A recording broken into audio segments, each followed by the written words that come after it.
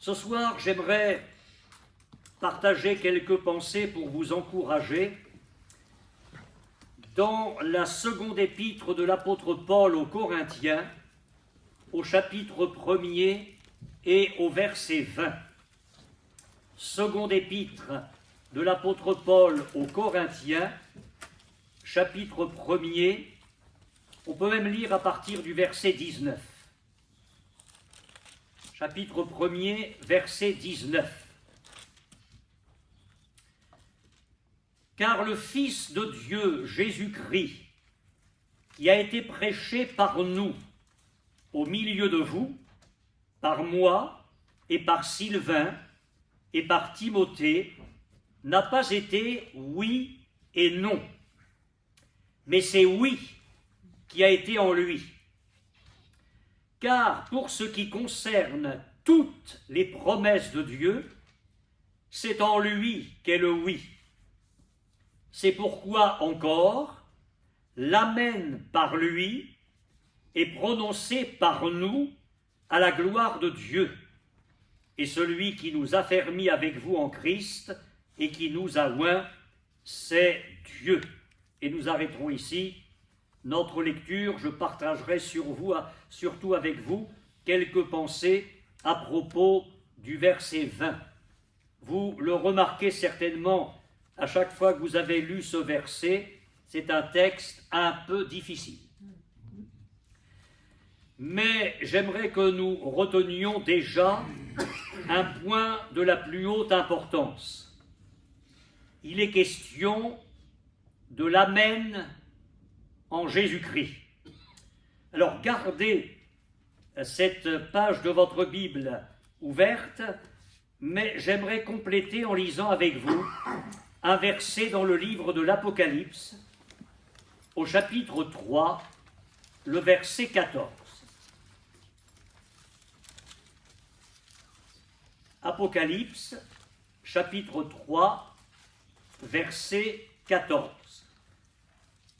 C'est ainsi que Jésus débute son message à l'église de Laodicée, écrit à l'ange de l'église de Laodicée, et Jésus parle de lui. Voici ce que dit l'Amen, le témoin fidèle et véritable, le commencement de la création de Dieu. Voici ce que dit l'Amen. Et ce soir, j'aimerais vous parler de Jésus. Amen. Et de Jésus comme de l'Amen. Il est important de remarquer que dans Apocalypse 3,14, c'est la révélation que Jésus donne lui-même de sa personne. Et ce qui m'intéresse là, c'est que ce que Jésus dit est postérieur aux écrits de Paul. C'est-à-dire que l'apôtre Paul a commencé à parler de Jésus comme de l'Amen avant que Jésus ne se révèle à Jean sur l'île de Patmos comme étant l'Amen. Qu'est-ce que j'en conclus? C'est que l'apôtre Paul avait une connaissance développée de la personne de Christ. Il a quand même eu la révélation, lui personnellement, que Jésus était l'Amen, et il a transmis toute cette connaissance qu'il avait de Jésus dans son enseignement aux croyants et aux non-croyants, c'est-à-dire aux chrétiens, aux juifs et aux païens, et il l'a fait en fonction de cette intimité, ce qui découlait de cette intimité avec Christ. Et je dis que c'est la responsabilité de tout serviteur de Dieu, non pas d'apporter à l'Église des sermons intellectuels, mais d'apporter ce qu'il peut avoir de révélation personnelle de Jésus dans une intimité de plus en plus profonde avec lui. Mais c'est aussi la responsabilité de tout disciple de Christ. Nous n'apportons pas aux gens une religion. Je ne vous choquerai pas en vous disant que nous n'apportons pas aux gens une doctrine, mais nous apportons Christ. Amen. Et nous allons être efficaces, de plus en plus efficaces, de plus en plus puissants, dans la mesure où dans notre intimité personnelle avec Jésus, il pourra se révéler à notre cœur, il pourra déverser en nous par le Saint-Esprit sa nature, et alors nous serons reconnus, bon gré mal gré, pour des gens qui sont avec Jésus. Et les gens seront obligés de reconnaître que nous véhiculons quelque chose qu'ils n'ont pas, que nous possédons quelque chose qu'ils n'ont pas. C'est ce que l'apôtre Pierre, c'est un exemple parmi des milliers, l'exemple de l'apôtre Pierre devant le boiteux de la belle porte du temple. Je n'ai ni argent ni or, mais ce que j'ai, je te le donne. Au nom de Jésus-Christ de Nazareth, lève-toi et marche.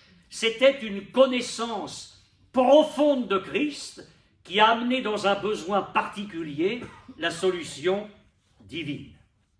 Alors, quelques points rapidement. Quelle est la signification du mot « Amen » ? On le dit souvent, hein ? Amen signifie en vérité. Certainement, et sans connotation religieuse pour certains d'autrefois, le mot Amen signifie aussi ainsi soit-il.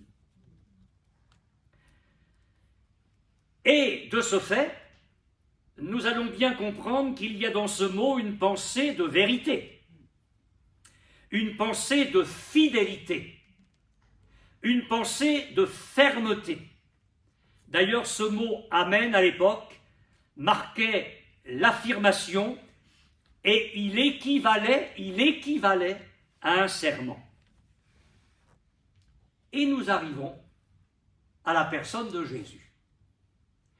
Jésus qui se révèle à Jean, parce qu'il transcrit la lettre de Christ à l'église de Laodicée, de Jésus qui dit « Voici ce que dit l'Amen ». Alors là, on dépasse le mot. Hein. Jésus n'est pas un mot. Voici ce que dit l'Amen. Mais nous savons par l'étude de la parole de Dieu que le nom dans la Bible est tout à fait rattaché à la personne, au caractère de l'individu. C'est-à-dire que lorsque Jésus dit à l'église de Laodicée « Je suis l'Amen », il révèle une partie de sa personne, il révèle une partie de sa nature. Mais qu'est-ce que Jésus veut dire alors, en fonction de la définition de ce mot ? Mais que Jésus est la vérité, que Jésus est fidèle, que ce qu'il promet, il l'accomplit. Et j'anticipe quelques secondes sur le texte de 1 Corinthiens 1, 2 Corinthiens 1, 20, et j'y viens bientôt. Cela signifie que Jésus étant l'Amen, ce que Dieu promet, il l'accomplit pour nous en Jésus-Christ. Et c'est là où j'aimerais vous encourager pour notre réunion de ce soir, et si vous avez un peu de mémoire, pour la centaine de réunions de prière qui va suivre, si Dieu nous prête vie. Vous aurez remarqué dans votre lecture de la parole du Seigneur que de nombreux écrits des apôtres se terminent dans les épîtres par le mot « Amen ». Par exemple, l'apôtre Paul écrit certaines choses, puis d'un seul coup il dit « Amen ». Comme pour renforcer le message, comme pour déclarer la véracité de l'écrit inspiré. Alors j'ai fait une petite exploration personnelle, mais le mot, on le trouve plusieurs fois dans l'épître aux Romains, dans la seconde épître aux Corinthiens, dans les Galates, dans les Éphésiens, dans Philippiens, dans les 2 épîtres à Timothée, dans les 2 épîtres de Pierre, dans Jude et dans l'Apocalypse. Excusez du peu. Le Nouveau Testament est martelé par ce petit mot « Amen ». Amen. En vérité, c'est certain. Et l'enseignement de Jésus et notamment dans l'évangile de Jean, mais pas que, l'enseignement de Jésus est ponctué sans cesse par les mots « en vérité, je vous le dis » ou « je vous le dis en vérité ». Mais qu'est-ce que Jésus dit? « Amen, amen, je vous le dis ». Toute vérité est en Jésus-Christ. Toute certitude est en lui. Toute fidélité est en lui. Alors là, on arrive à des choses très intéressantes, mais accrochez-vous parce que c'est un peu de l'entrecôte de... Hein, bon. Le texte fait allusion aux promesses de Dieu. Paul dit, pour ce qui concerne toutes les promesses de Dieu. Dans sa bonne parole, Dieu a fait pour nous, mais pas seulement pour nous. Il y a des promesses pour Israël qu'on ne peut pas s'appliquer à nous, c'est très spécifique. Mais en ce qui nous concerne, Dieu a fait d'innombrables promesses dans sa parole. Mais avez-vous remarqué ceci? Parce qu'il faut tout lire dans la parole de Dieu. Moi, je suis un décortiqueur des Écritures. On ne peut pas passer comme ça sur les versets pour dire n'importe quoi. On s'arrête, et on s'arrête surtout, et qu'est-ce que Dieu a dit? Non pas qu'est-ce que moi je vais faire dire à la Bible, mais qu'est-ce que la Bible a à me dire? Avez-vous remarqué que Paul fait allusion à toutes les promesses de Dieu? C'est-à-dire que Dieu n'en oublie aucune. Nous pouvons en oublier au passage, mais Dieu a une mémoire divine, il se souvient de toutes ses promesses, et alors ce qui est bien encourageant pour nous ce soir, c'est qu'il s'engage à les tenir toutes. Amen. Ah bah oui, amen. En vérité, c'est certain. Alors suivez-moi bien, je vais y aller lentement. Dieu dit oui en Jésus. Pour ce qui concerne toutes les promesses de Dieu, c'est en lui, Jésus, qu'est le oui. Et nous avons besoin, mes frères et sœurs, d'être constamment conscients que sans Jésus, il n'y aurait pas le oui de Dieu. Je ne vais pas vous froisser, vous êtes convertis. Mais qui sommes-nous, naturellement, pour revendiquer quelques droits, quelques bénédictions? Nous ne pouvons, mes frères et sœurs, ce soir, nous attendre au meilleur. Et nous avons raison de nous attendre au meilleur. Mon Dieu n'est pas un Dieu qui agit dans la médiocrité. Nous pouvons nous attendre au meilleur, mais nous ne pouvons bénéficier de toutes les promesses de Dieu, donc de l'exaucement de nos prières, qu'en plaçant notre foi dans l'œuvre de Jésus à la croix pour le pardon de nos péchés. Nous ne pouvons espérer, saisir, embrasser les promesses de Dieu que si nous plaçons notre foi dans l'œuvre de Jésus pour notre salut. Qu'en plaçant notre foi dans l'œuvre de Jésus qui nous a amenés à la position d'enfants de Dieu. C'est à un pasteur, mais c'est à un pasteur que l'apôtre Paul écrit, il y a un seul Dieu et un seul médiateur entre Dieu et les hommes, Jésus-Christ homme, qui a été livré en rançon pour tous. Et nous ne pouvons ce soir hériter des promesses de Dieu que si nous avons la foi en Jésus dans son rôle de médiateur entre Dieu et nous. Jésus a dit « Je suis le chemin, la vérité et la vie. Nul ne vient à Dieu le Père que par moi. » Écoutez bien encore ceci. Amen, amen, je vous le dis. Ce que vous demanderez au Père, j'ai pourtant insisté pour que nous ne prions pas Jésus, La prière du Nouveau Testament, ce n'est pas la prière adressée à Jésus. C'est la prière adressée au Père, par Jésus. Mais j'entends encore, parce que nous ne nous débarrassons pas de nos vieilles habitudes, Seigneur Jésus, Seigneur Jésus. C'est dommage, parce que nous sommes appelés à prier le Père. Mais enfin, Amen, Amen, je vous le dis. Ce que vous demanderez au Père, il vous le donnera en mon nom. En mon nom. Et on se souvient qu'il est l'Amen. Jusqu'à présent, disait Jésus à ses disciples, vous n'avez rien demandé en mon nom. Ben non, puisqu'il était avec eux. Demandez et vous recevrez, afin que votre joie soit parfaite. Alors, en d'autres termes, ce soir, d'une façon pratique, c'est en Jésus-Christ, l'Amen, par lui, au travers de sa personne et de son œuvre, que toutes les promesses de Dieu vont trouver leur accomplissement pour nous. Ça, c'est magnifique pour nous ce soir. Moi, je vais me mettre à genoux, je suis chargé à bloc. Parce que Dieu dit oui. Ça, c'est magnifique. Dieu, quand c'est Dieu qui le dit, Dieu dit oui à ses promesses au travers de son Fils. Et il les accomplit pour nous en lui. Et je vais développer ça pour finir.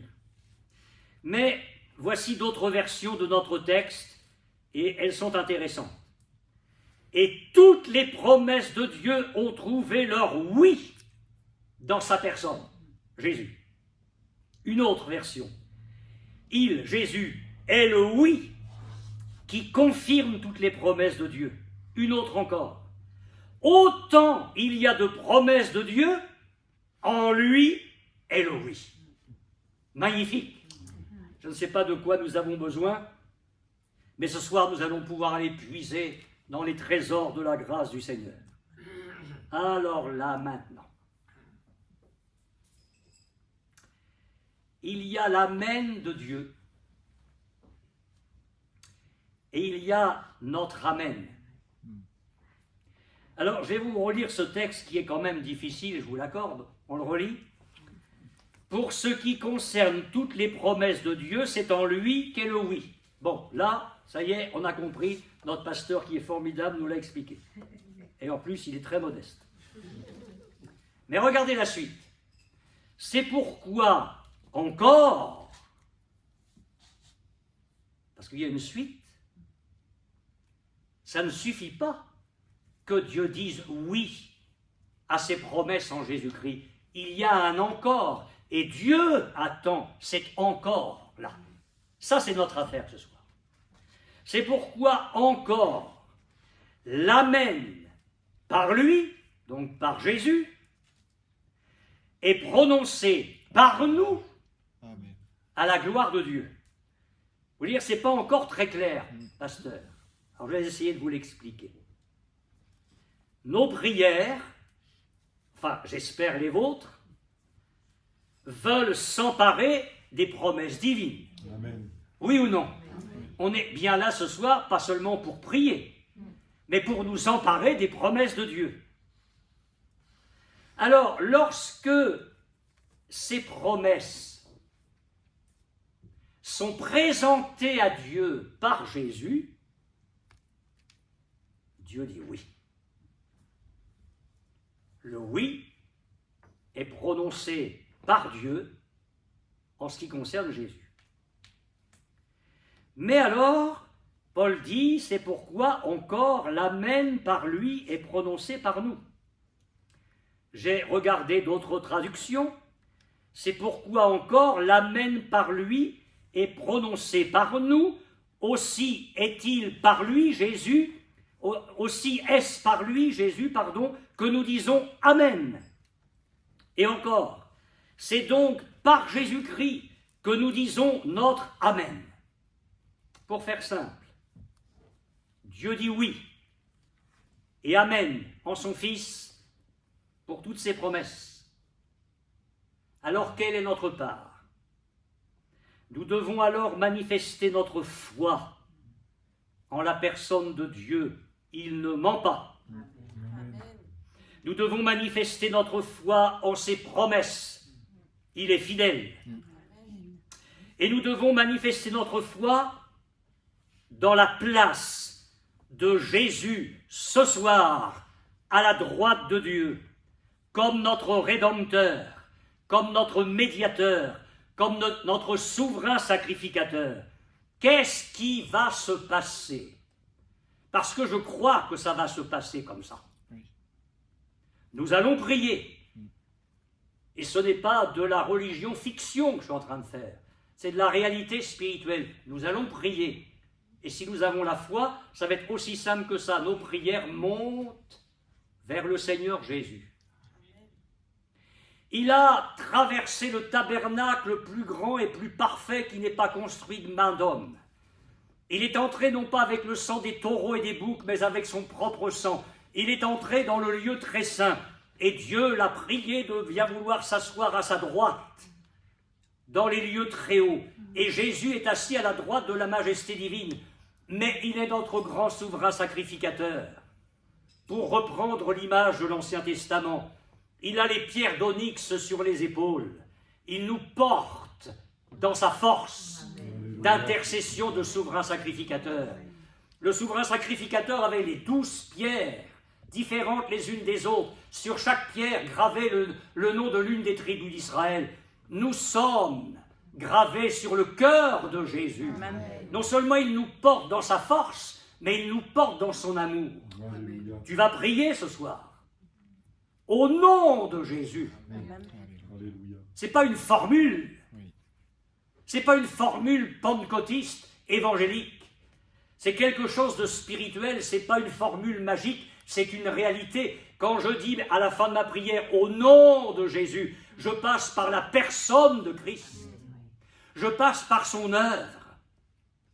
Et là-haut, qu'est-ce qu'il passe? Qu'est-ce qui se passe? Parce qu'on a ça dans l'Apocalypse. Les prières des saints montent comme un parfum, jusque aux narines du Seigneur. Jésus recueille nos prières, et lui, il connaît nos cœurs. Si nous remplissons les conditions, je vais finir par ça, il les apporte à Dieu le Père, et à partir du moment où Jésus, notre médiateur, notre représentant auprès de Dieu le Père, est d'accord avec ça, mais présenté par Jésus, Dieu n'est obligé que de dire oui. Et c'est pourquoi alors, dans cette foi dans l'œuvre de Jésus, dans la personne de Jésus, alors que Dieu dit oui en Jésus-Christ, eh bien nous allons prononcer, nous, l'amen par lui. Et nous le prononçons non pas comme un mot, mais comme une réalité. Seigneur, tu dis oui à ton Fils pour ce qui est de mes prières. Ma responsabilité, c'est de m'unir à toi d'un même cœur, dans une même vision. C'est bien plus qu'un mot prononcé avec légèreté, c'est bien plus qu'un mot prononcé avec habitude religieuse, une tradition, mais non. C'est une manifestation de la foi, la conscience de notre position en Christ et la possibilité, alors, en Jésus, de revendiquer nos droits en lui et par lui.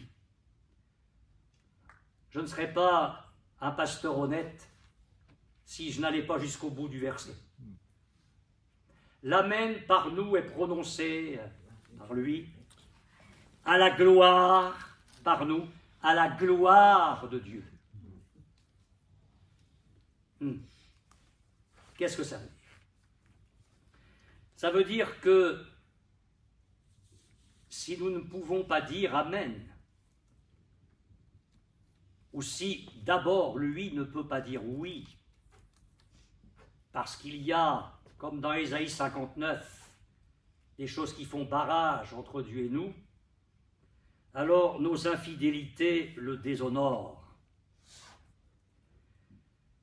Nos illusions, quand nous transgressons sa parole, nos illusions quand nous laissons quelque péché que ce soit envahir notre cœur, et que nous vivons dans l'illusion d'être bénis et exaucés quand même, le déshonore. Mais sans parler de cela, notre incrédulité le déshonore. Imaginez, Dieu est dans le ciel, Jésus lui a présenté les promesses que nous lui avons rappelées, et Dieu dit oui. Et nous, sur la terre, on est là, Seigneur, finalement, je ne sais pas, je te cite tes promesses, mais mes frères et sœurs, si Dieu dit oui, il ne nous reste plus qu'à dire Amen, nous. Parce qu'en disant Amen, nous allons travailler à la gloire de Dieu. L'incrédulité déshonore le Seigneur. Alors je pose la question pour finir, quand Dieu a dit Amen, pourquoi ne le dirions-nous pas? C'est plus qu'une parole, c'est une attitude de cœur. Dieu le dit, c'est Amen, nous le disons, ce n'est pas un mot, c'est toute une attitude spirituelle. Nous disons oui Seigneur, puisque tu dis oui en Jésus-Christ, alors moi je dis c'est vrai et ça va s'accomplir. Quand vous le relirez ce verset 20, j'espère que vous le comprendrez un peu mieux. Sinon je recommence. Mais on a là quelque chose, de très très important. Là c'est une grande colonne pour la vie de prière personnelle et pour la vie spirituelle de nos foyers et de nos églises.